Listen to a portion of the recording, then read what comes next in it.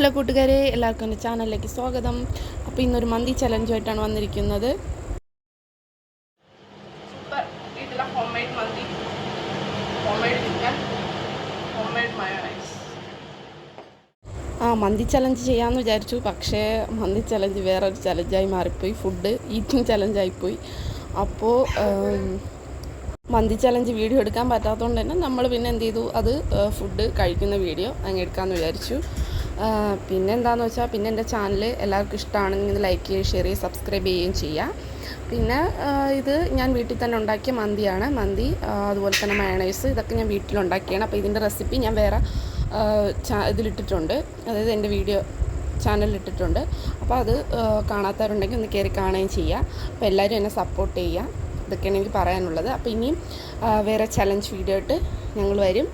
അപ്പോൾ എല്ലാവരും ഇത് വാച്ച് ചെയ്യുക, പിന്നെ കമൻറ്റ് ചെയ്യുക, അഭിപ്രായങ്ങളെല്ലാവരും പറയുക. അപ്പോൾ കണ്ടോ, ചിക്കനൊക്കെ നല്ലതായിട്ട് വെന്തിട്ടുണ്ട്. അപ്പോൾ കുട്ടികളൊക്കെ അവിടെ ഇരിക്കുകയായിരുന്നു, അപ്പോൾ അവരെയും കൂടെ ഒന്ന് വിളിക്കുകയാണ്. അപ്പോൾ അതാണ് ഇത് ഫുഡ് ഉണ്ടാക്കിയത്. ഞങ്ങൾ എത്ര മണിക്ക് ഉണ്ടാക്കി കഴിഞ്ഞത്?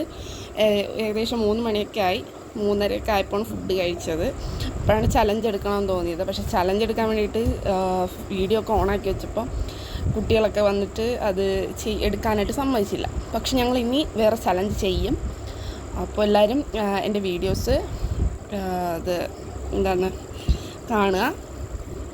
പിന്നെ ഇതിപ്പം കണ്ടോ, അവ അതിൻ്റെ ഇടയിൽ കൂടെ വന്നിട്ട് അവ അത് ഇങ്ങനെ ഓരോന്നോരോന്ന എടുക്കുകയും അങ്ങനെ കഴിക്കുകയൊക്കെ ചെയ്യുകയാണ്.